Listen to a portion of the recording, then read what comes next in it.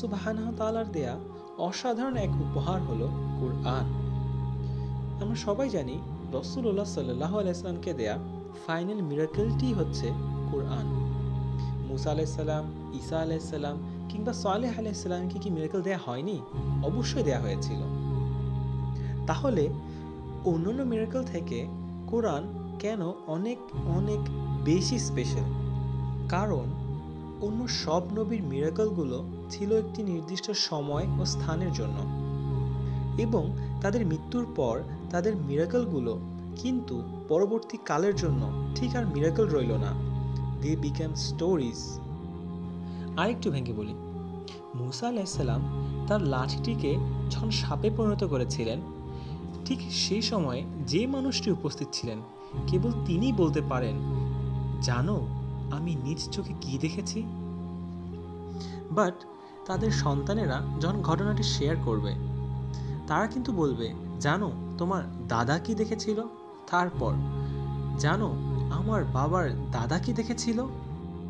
এভাবে একমাত্র প্রথম জনই দেখলো মিরাকেল, আর বাকিরা শুনলো স্টোরি। কেউ চাইলে তা বিশ্বাস করতে পারে, আবার নাও করতে পারে, তাই না? কিন্তু কোরআন হচ্ছে রাসূলুল্লাহ সাল্লাল্লাহু আলাইহি ওয়াসাল্লামকে দেয়া এমন একটি মিরাকেল যা এখনও কার্যকর রয়েছে। কোরআন যে সৃষ্টিকর্তার বাণী, সেটার প্রুফ, আর্গুমেন্ট, বিশ্বাসযোগ্যতা 1400 বছর আগের মতো এখনও সলিড আছে। স্বয়ং আল্লাহ সুবহানাহু ওয়া তাআলা তার রাসূল সাল্লাল্লাহু আলাইহি ওয়াসাল্লামকে বিজয় দান করেছেন, যা অবশ্যই একটি বড় নেয়ামত। এমন অনেক নবী এসেছেন যারা দীর্ঘ বছর ধরে কাজ করার পরেও খুব কম সংখ্যক মানুষকে সাথে পেয়েছিলেন, আর তাদেরও শেষমেশ পালিয়ে যেতে হয়েছিল। অতঃপর অবিশ্বাসীরা ধ্বংস হয়ে গিয়েছিল। এবার রাসূল সাল্লাল্লাহু আলাইহি ওয়াসাল্লামের বিজয় নিয়ে কিছু বলি। এই বিজয়ের সবচেয়ে বিস্ময়কর দিক কোনটি জানেন? রাসূল সাল্লাল্লাহু আলাইহি ওয়াসাল্লাম জীবিত ছিলেন 63 বছর, যার শুধুমাত্র শেষ 23 বছর ছিল নবুয়তের।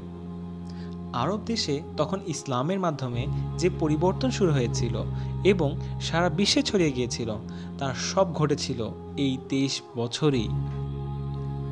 আপনারা কি বলতে পারেন যে বিশ্বে কখনো এমন পরিবর্তন এসেছে 23, 43 কিংবা 500 বছরে, যা মানুষের জীবনকে আমূলে বদলে দিয়েছে? রাসূল সাল্লাল্লাহু আলাইহি ওয়াসাল্লামের আনা এই পরিবর্তন এমন এক পরিবর্তন যা মানুষকে শিখিয়েছে কিভাবে কথা বলতে হবে, ভালোবাসতে হবে, কি ঘৃণা করতে হবে, কিভাবে পোশাক পরতে হবে, কিভাবে রাষ্ট্র পরিচালনা করতে হবে, কিভাবে অর্থনীতি নির্ধারণ করতে হবে, বিবাহ কিভাবে হবে, তালাক কিভাবে নিতে হবে, কিভাবে বাথরুমে যেতে হবে, কি খাওয়া উচিত কি খাওয়া উচিত নয়, কি বলা উচিত কি বলা উচিত নয়, কিভাবে লেনদেন করতে হবে, কিভাবে ঋণ করতে হবে, এসব সহজ জীবনের প্রতিটি ক্ষেত্রে কিভাবে চলতে হবে। হ্যাঁ, এই সব কিছুই হয়েছিল মাত্র 23 বছরে। আপনারা নিশ্চয়ই বিশ্বের বিভিন্ন বিপ্লব নিয়ে ইতিহাসে পড়েছেন। রাশিয়ার বলশেভিক রেভলিউশন অথবা ইউরোপের ফরাসি বিপ্লবের কথা জেনে থাকবেন। এগুলো ছিল মূলত রাজনৈতিক অথবা অর্থনৈতিক।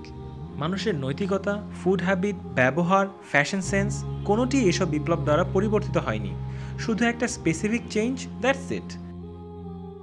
একজন ফিলোসফার তার ফিলোসফি এবং আইডিয়ার কথা জাস্ট লিখে যান, লিখতেই থাকেন। ব্যাটলফিল্ডে তার আর কাজ করা হয় না, যেমনটা ফ্রেঞ্চ রেভলিউশনের ক্ষেত্রে ভলতেয়ার বা রুশো। বিপ্লবের প্রায় 100 বছর পূর্বেই তারা মারা গিয়েছিলেন। কিন্তু রাসূলুল্লাহ সাল্লাল্লাহু আলাইহি ওয়াসাল্লামের জীবনীতে আমরা দেখতে পাই, যিনি আল্লাহর বাণী প্রচার করেছেন, সেই তিনি আবার সামনে থেকে যুদ্ধের নেতৃত্ব দিয়েছেন। আবার তিনি বিতাড়িত হয়েছেন নিজ গৃহ থেকে, বাধ্য হয়েছেন গুহায় আশ্রয় নিতে। ব্যাপারটা এমন নয় যে তিনি স্টেজে দাঁড়িয়ে জাস্ট একটা মোটিভেটিং স্পিচ দিয়ে দিলেন আর সবাইকে বললেন, এবার সামনে অগ্রসর হও। বরং তিনি নিজে সবার আগে এগিয়ে গিয়েছেন, তার পিছে কেউ থাকুক বা নাই থাকুক। ইতিহাসে এমনটি আর খুঁজে পাবেন না। আল্লাহ সুবহানাহু ওয়া তাআলা তার রাসূল সাল্লাল্লাহু আলাইহি ওয়াসাল্লামকে দান করেছেন অনন্য এক বিজয়, আর তিনি সাল্লাল্লাহু আলাইহি ওয়াসাল্লাম আমাদের জন্য রেখে গিয়েছেন আল্লাহর তরফ থেকে দেয়া এক অনন্য বই, দি ফাইনাল মিরাকেল আল কোরআন। তাই আসুন কোরআন পড়ি, বুঝে পড়ি।